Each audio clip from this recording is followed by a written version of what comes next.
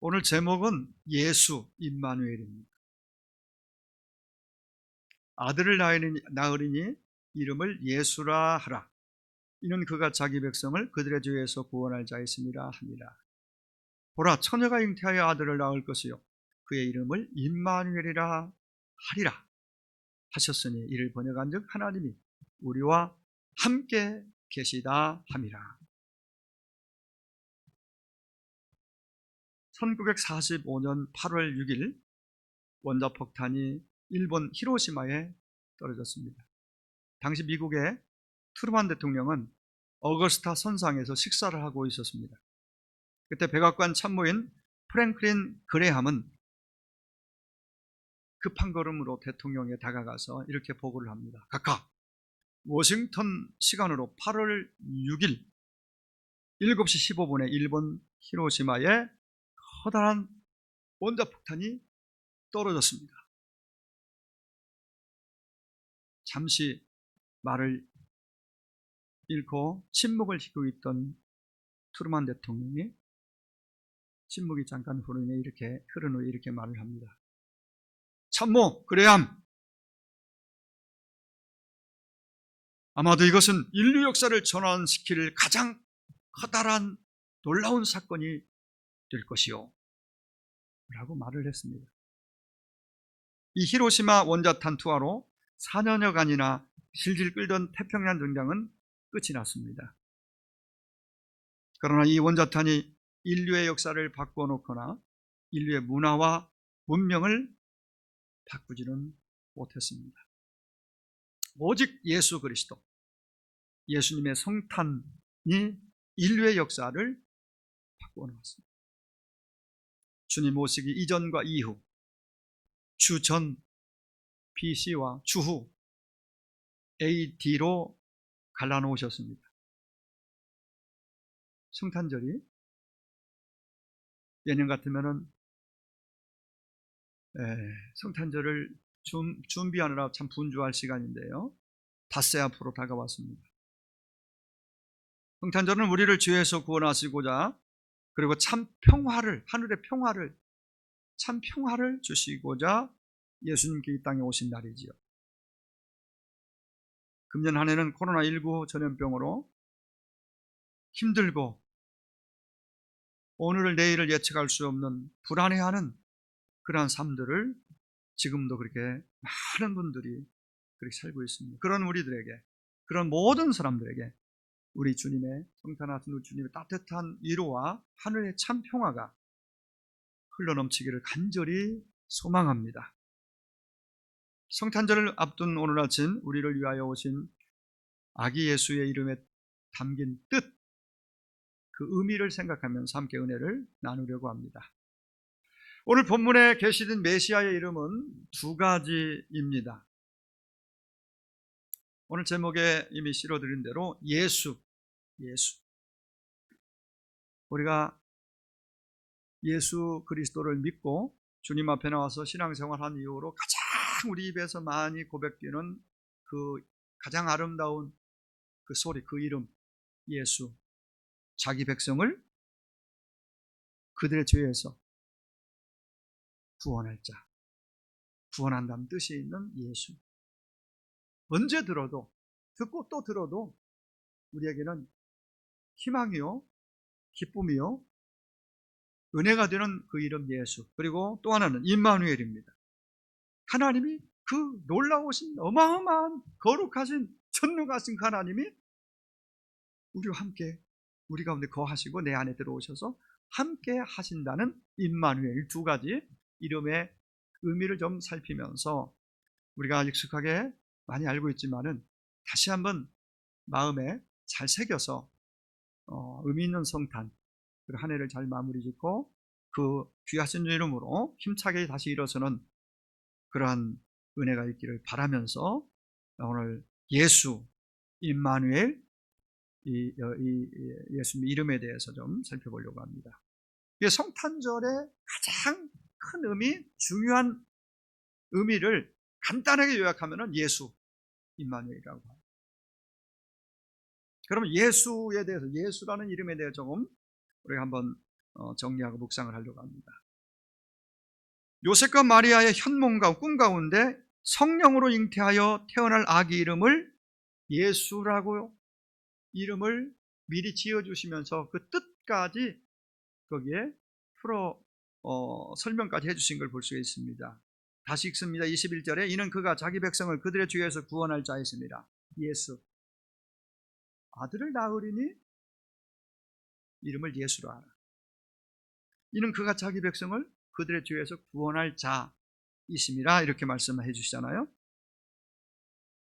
크리스마스는, 성탄절은 하나님의 백성을 구원하기 위해서 예수님이 탄생하신 날, 너무너무 간단하고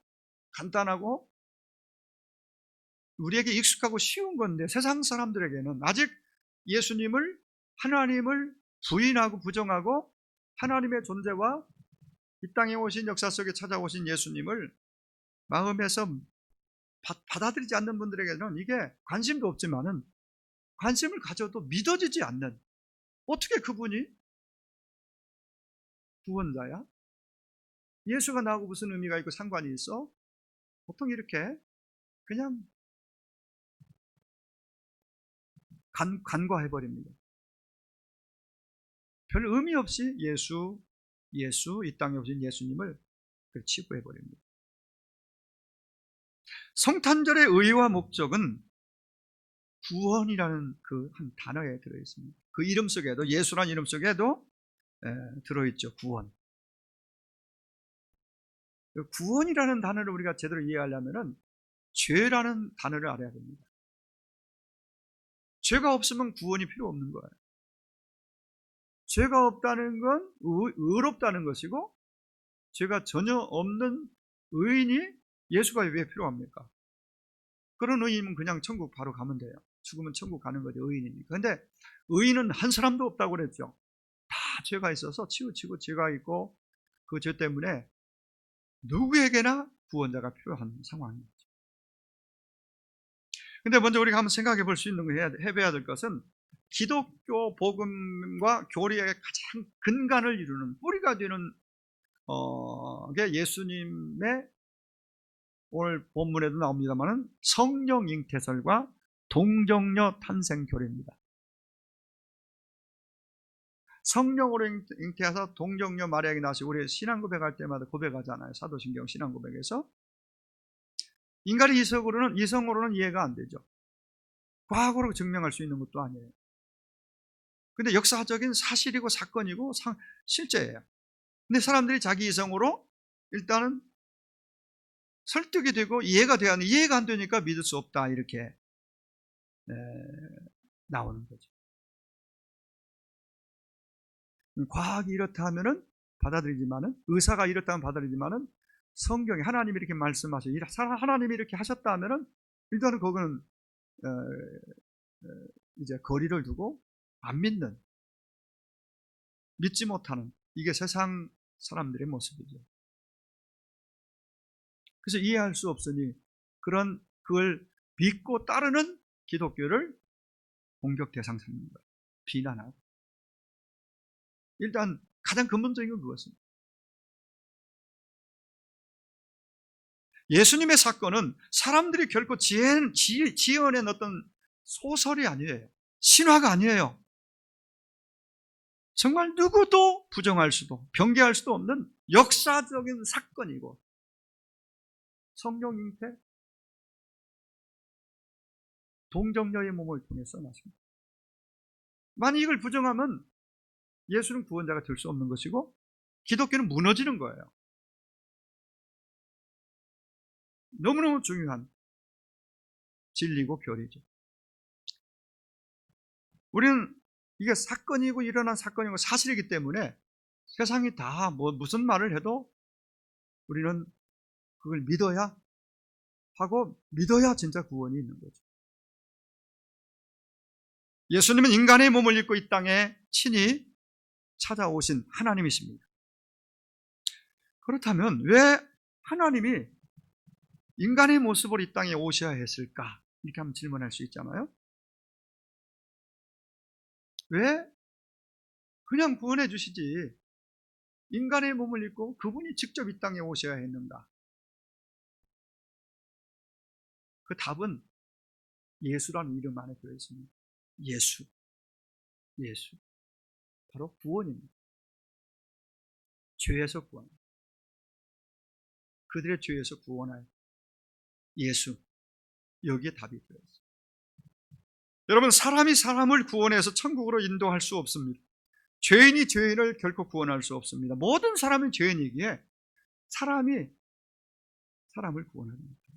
그래서 하나님이 사람으로 오신 거예요. 아무리 부모가 자녀를 사랑하지만, 그래서 자녀 대신 죽을 수는 혹 있지만, 부모가 대신 죽는다고 자녀가 구원받을 수 있는 것이 결코 아닙니다. 사람들은 다 자기의 죄로, 자기의 죄 때문에 죽게 되고 지옥 형벌을 면할 수 없게 되었습니다. 그게 인간의 운명이에요.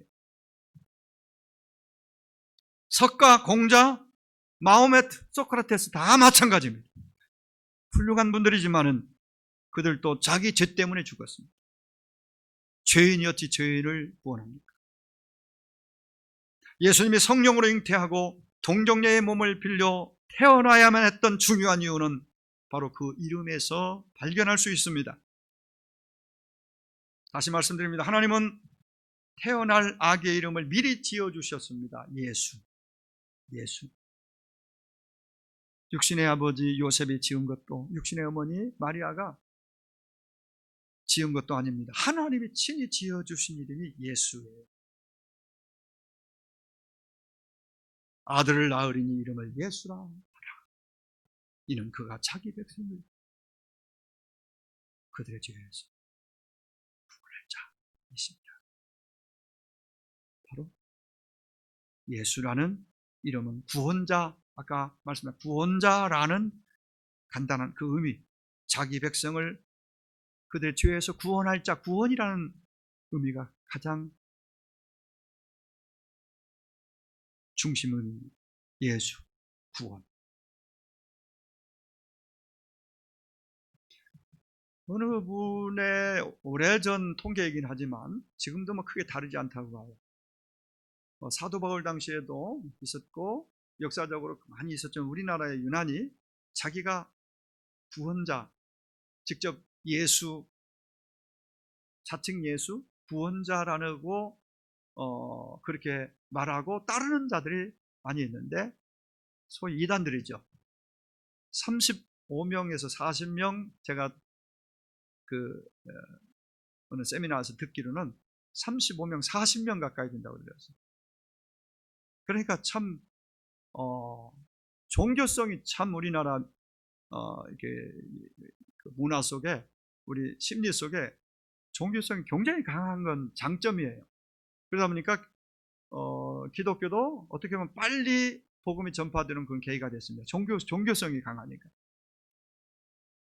그런가 하면은 이단들도 어느 나라 어느 때보다도 많이 지금 이렇게 나타나서 기독교 신앙을 세상에 욕되게 하고 또 제대로 바른 신앙 가진 사람들을 흔들어서 이제 끌고 가는 그러한 이단자들이 너무 많은 시점입니다. 자기가 예수, 자기가 구원자라고 말하는 자들은 거짓말쟁이고 악한 사탄의 하수인에 불과합니다. 구원자는 오직 예수 그리스도 한 분밖에 없기 때문입니다.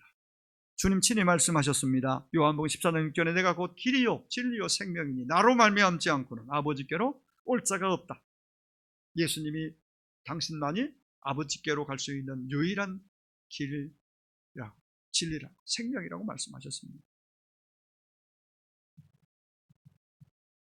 베드로는 주님의 제자로 부름받고 연약한 자, 참 자주 흔들리는 모습이었지만 주님 부활 승천하신 후에 성령 받고 난 후로 그는 자기 목숨을 내어놓고 예수가 그리스도라고 전했던 사람입니다. 그가 이렇게 말합니다. 설교 중에 다른 이로서는 구원을 얻을 수 없다. 천하인간의 구원을 구원을 얻을 다른 이름을 우리에게 주신 일이 없다.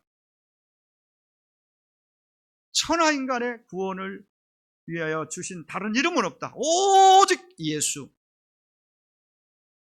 제발 예수 이름을 좀 증거하지 말라고 관원들이 막 억압하고 핍박하고 갖다 가둬도 내가 예수 이름을 위해서, 바울도 똑같았죠. 옥에 갇히는 것 두려워하지 않아요. 목숨도 불사하고 예수를 말했습니다. 예수만이 구원이라고. 다른 이름은 구원이 없으니 그 구원의 길을 알고 있는, 그 이름을 가지고 있는 내가 전하지 않으면 바울은 화가 있을지도 모르겠다. 이런 긴박한 마음으로 달려가서 복음을 전했죠. 그러므로 예수님만이 유일한 구원자 되심을 다시 한번 여러분 굳게 믿으시기를 바랍니다. 어떠한 상황, 누가 무슨 말을 해도 이건 양보할 수 없어요. 양보하면 안 되죠. 예수. 그리고 또 하나는 임마누엘입니다.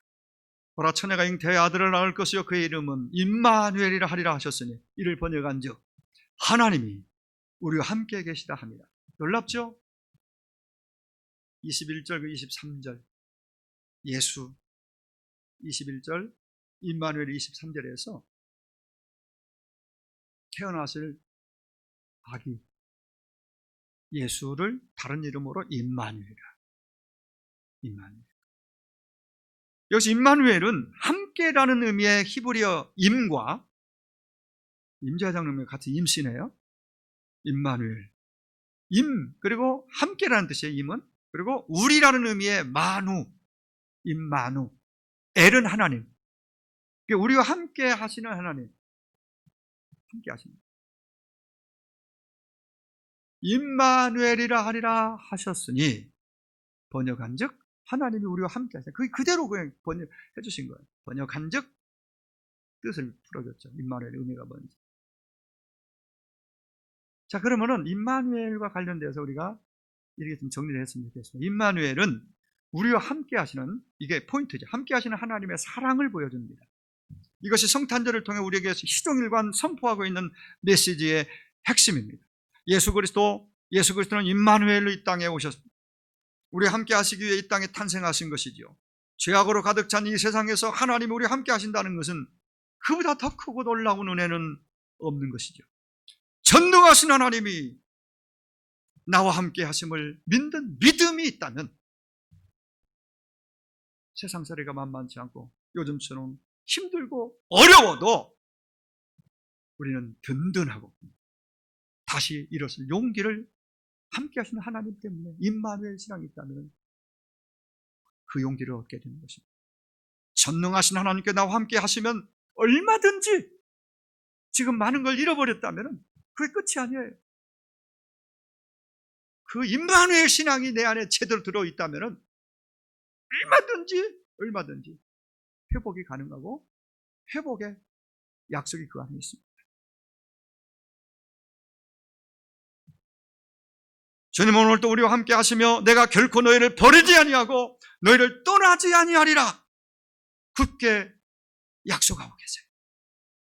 이 때문에 우리는 어떤 상황을 만나도 주님이 나와 함께 하신다는 임마누엘의 신앙을 붙들고 나아가면 모든 상황 속에서 마침내 승리하는 삶을 살게 될 줄로 믿습니다.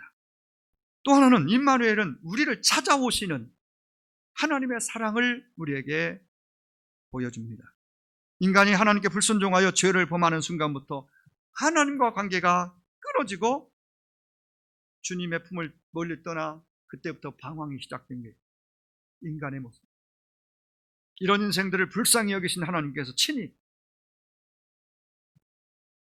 영광스러운 영화로우신 그분께서 몸을 입으시고 사람의 몸을 입으시고 가장 영광스러운 높은 곳에 계신 그분이 가장 비천한 곳으로 내려오신 사건이 성탄이고 임마누엘 사건. 성탄절은 고난의 자리로 임하시는 임마누엘 사건입니다. 지금도 주님은 고난당하는 자리에, 아파하는 자리에, 눈물과 한숨 짓는 그 절망 자리에 주님은 손을 내미시고 찾아오십니다. 앞이 캄캄한 칠흑 같은 어둠 속으로 주님은 찾아오십니다. 그리고 위로하시면서 용기를 주십니다. 안심하라. 내니 두려워하지 말라. 안심하라. 내니 두려워하지 말라. 위로하시면서 바람과 바다를 꾸짖어 잠잠케 하시던 그 주님, 그 권능으로 주님이 말씀하시면 자연도 바람도 순종합니다. 죽음도 순종하여 생명으로 다시 태어납니다. 나사로의 사건을 통해서 광풍처럼 몰아치던 갈릴리 바다가 주님 말씀 한마디에 평화를, 다시 평화로운 바다로 잔잔하게 다시 회복되었듯 임마누엘 신앙으로 그분이 나와 내 안에 함께 하심을 믿는 그 임마누엘 신앙 안에 이 놀라운 은총이 임하게 되었습니다. 저는 이 성탄절을 앞두고 연말을 맞이하고 어느 때보다도 희망이, 기쁨이 한 해의 결산을 하면서 이렇게 막 마음에 이 감격이 있어야 할 시점에 많이 우리 마음들이 가라앉아 있지만은, 많은 힘든 시간들을 보내지만은 임마누엘의 은총이 그런 여러분과 저에게 충만하게 임함으로 정말 이전보다 더 좋은 모습들로 영육이 회복되는 은혜가 있기를 간절히 소원합니다. 주님이 오시는 자리에는 회복이 일어납니다. 병든 자가 치유가 일어납니다. 눌린 자가 자유함을 얻습니다. 임마누엘 하는 자리에 우는 자가 크게 웃을 수 있는 놀라운 은혜가 있습니다. 왜냐하면 복된 만남의 축복이 바로 임마누엘의 은총이기 때문이죠. 그리고 임마누엘은 약속을 성취하시는 하나님의 사랑이라고 볼 수 있습니다. 임마누엘은 주님께서 약속하신 바를 반드시 이루시리라는 것을 친히 보여주시는 사건이 임마누엘 사건이에요. 오늘 22절에 보면 이 모든 일에 된 것은 주께서 선지자로 하신 말씀을 이루려 하심이니, 주께서 그 구약의 선지자들을 통해서 하신 말씀을 반드시 이루어져야 정상이죠. 말씀하시고 안 이루어지면 가짜잖아요. 거짓말이잖아요. 그럼 하나님이 우리에게 거짓말하실 수 있습니까? 이루어져야 정상이에요. 극히 정상이에요.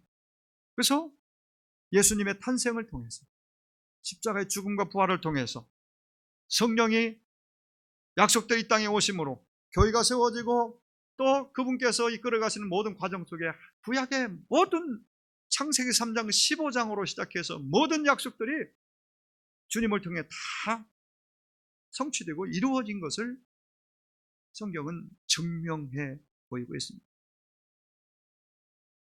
주님께서 하신 약속과 예언은 반드시 이루어지고야만 한다는 것을 증거하고 있습니다.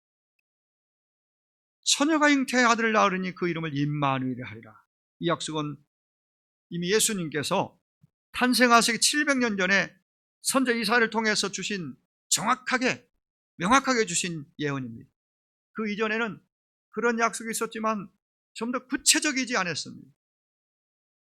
창세기 3장 15절에 여자의 후손으로 오실 그분이 뱀의 머리를 깨트린다는, 상하게 한다는 그 최초의 복음은 바로 예수님이 땅에 오셔서 갈보리 산상에서 죽으시고 부활하심으로 그대로 성취가 됐습니다. 가장 대표적인 거죠. 가장 큰 성취죠. 그의 모든 예언과 약속들이 이루어졌고 이루어져 가고 있고, 앞으로도 주님 다시 오실 재림을 기다리는 우리 입장에서 반드시 그 예언이 우리 앞에 펼쳐질 것입니다. 700년의 역사가 흐르는 동안 유대도 망하고 세계 여러 제국들, 메데, 파사, 바벨론을 비롯해서 메데, 파사, 헬라 다 망하고 예수님 오실 당시에는 로마가 세계를 호령하던 그때, 그 어두움이 짙게 깔린 흑암이 세계를 다 덮고 있을 때 참빛 되신 예수님이 유대 땅 베들레헴에 오시잖아요. 이사야가 예언했던 그 예언 그대로 유대 땅 베들레헴 작은 고을에 낮은 모습으로 주님이 오셨습니다. 한 나라는 망하고 모든 나라들이 망하고 뒤집혀도요, 주님의 약속은 그대로 하나하나 펼쳐지고 이루어진 역사가 구약의 역사고 또 오늘의 역사라고 보면 되겠습니다. 그렇습니다. 하나님의 약속은 변하지 않습니다. 약속하신 대로 반드시 성취되고 완성됩니다. 임마누엘로 오신 예수님은 오래전에 주님께 하신 약속의 말씀을 이루시기 위해서 이 땅에 오신 것이지, 그러기에 힘들고 어려운 세상을 살면서 때때로 지치고 상한 영혼들이, 우리들이 붙잡아야 할 것은 오직 하나님의 약속인 줄로 믿습니다. 하나님이 내게 주신, 우리에게 주신 그 약속, 성경 이 속에 있는 모든 약속들을 붙드는 것이죠. 내게 주신 약속으로 굳게 붙잡는 거죠. 그 약속이 반드시 내 삶 가운데 이루어질 걸 믿고 믿음으로 한 해도 마무리 짓고, 그리고 2021년을 또 준비하여 나아갈 수 있게 되기를 바랍니다. 이 믿음으로 붙잡은 약속의 말씀이 나를 붙잡아 줄 것입니다. 이 말씀이 나와 여러분을 살게 할 것입니다. 그 말씀이 힘들고 어려울 때, 눈물 지을 때 눈물 닦아주고 위로해주며 용기를 얻게 할 것입니다. 다시 일어서게 할 것입니다. 하나님께 우리에게 주신 가장 큰 약속은 바로 구원의 약속, 예수. 또 하나는 임마누엘, 내가 너와 함께 하겠다. 함께 하겠다. 이것이 성탄이 우리에게 주는 복된 소식이고 성탄절의 가장 중요한 의미입니다. 사랑하는 여러분, 이제 말씀을 정리하겠습니다. 오늘도 하나님이 나와 여러분과 함께 하심을 믿을 수 있기를 원합니다. 임마누엘이라는 말의 의미는 바로 이미 말씀드린 것처럼 그분이, 하나님이 우리와 나와 함께 계시는 하나님이라는 의미. 그분은 단순히 구원자만이 아니에요. 구원이 첫 번째고 가장 중요한 것이지만 구원해주고 알아서 있다가 천국 가라 이게 아니에요. 천국 갈 때까지 나를 구원하신 그분이, 그 주님은 부활 승천하셨지만은 그분 대신 오신 보혜사 성령님이 우리 곁에서, 더 구체적으로 우리 안에 마치 집을 짓고 전을 삼고 거기에 사시듯 거하시면서 우리를 이끌어 마지막까지 책임지고 이끌어 가십니다. 지금 이 시간에도 우리와 함께 계시는 그 하나님 임마누엘 계십니다. 주님은 마치 높은 권력을 가진 사람이 수해 현장을 찾아가 시찰하러 나오듯이 그렇게 잠깐 얼굴만 비치고 생생을 내기 위해서 오신 분이 결코 아닙니다. 우리의 고통의 현장에, 우리의 아픔의 현장에 주님은 함께 하십니다. 거하십니다. 잠시 얼굴만 비추고 그냥 떠나시는 분이 아니에요. 구원해 주고 이제 알아서 이따가 와라 이러고 주님이 그렇게 가신 분이 아니에요. 주일날 예배 드릴 때만 그냥 여기 그냥 함께 계시는 거 느끼고 끝낼 뿐이 아니에요. 아예 우리의 삶에 함께 살려고, 자리를 펴고 우리와 함께 살려고 오신 임마누엘이신 줄을 믿습니다. 그래서 우리 여러분 가정에도 그분은 계시고 특별히 믿는 자 안에 거하신다고 그랬습니다. 이걸 믿고 확신하고 임마누엘을 확신하고 내 안에 거하시는 그 하나님을 느끼며 그분과 대화하며 고백하며 사는 삶은 든든하겠죠. 세상이 그분으로부터 내게 주어진 평안을 빼앗아갈 자가 없습니다. 돈은 뺏어갈 수 있고 명예는 뺏어갈 수 있고 권력도 앗아갈 수 있고 때가 지나면 지나가고 없어질 수 있지만 그분은 구원받은 저와 여러분 안에 영원토록 거하시는 줄을 믿습니다. 그래서 임마누엘이에요. 그래서 성탄절은 우리에게 은총의 절기, 은혜의 절기입니다. 하나님이 우리와 함께 계시다. 이 사실을 진실로 믿고 든든한 우리의 동행자, 인도자, 공급자, 나 홀로 걷는 것 같은 그런 순간에도 그분은 말없이 내 곁에 나와 함께 하시는 임마누엘. 아무쪼록 함께 하시는 하나님 예수, 낙심하고 두려워하는 자에게 친히 찾아오셔서 함께 하시는 하나님 예수, 모든 약속을 신실하게 성취하시는 예수 임마누엘의 은혜가 여러분과 여러분 가정, 자녀들, 손들, 그리고 여러분의 삶의 자리마다 일터마다 충만하게 임하게 되기를 주의 이름으로 축원합니다. 기도합니다. 우리 같이 1분간만 기도합시다. 우리 꼭 주일 예배 드리면 1분씩 기도하잖아요. 형식적으로 하지 마시고 진실로 오늘 말씀 붙잡고 예수 임마누엘 주신 구원 감사하면서 임마누엘 신앙으로 어려운 때를 잘 이기고 한 해를 마무리 짓고 성탄을 맞이하고 또 정말 온 가족이 그 믿음에 굳게 설 수 있도록 같이 기도하기를 원합니다. 하나님 아버지 감사합니다. 감사합니다. 오 주여, 오늘도 함께 예배할 수 있어서 감사합니다. 오늘도 하나님 앞에 나와서 우리 사랑하는 성도들이 참으로 다 예배드리지 못하지만 그래도 이렇게 아버지여 적은 소수지만 함께 예배하고 모이지 못했지만 집에서라도 예배할 수 있는 자유를 주시니 감사합니다. 하나님 아버지여, 오늘 말씀처럼 성탄하신 예수 구원자, 나의 구원자, 오직 유일한 구원자, 그리고 나를 구원하실 뿐만 아니라 지금도 나와 함께 하신 임마누엘 예수, 임마누엘 하나님, 그 믿음에 굳게 서서 이 시기를 잘 지내고 반드시 함께 주님이 함께 하시는 자가 누리는 그 복 누리고 평강을 누리고 많은 사람들을 자유케 하는 축복의 통로가 되게 하여 주시고 가정들이 평안히 든든히 세워지고 한 해를 잘 믿음으로 돌아보며 마무리 짓고 오히려 감사의 단을 쌓고 새해를 맞이할 수 있는, 성탄을 맞이할 수 있는 그런 믿음의 우리 성도들 다 되게 하여 주시옵소서. 모든 것을 주님께 맡기고 다가오며 예수님의 이름으로 기도 올리옵나이다. 아멘.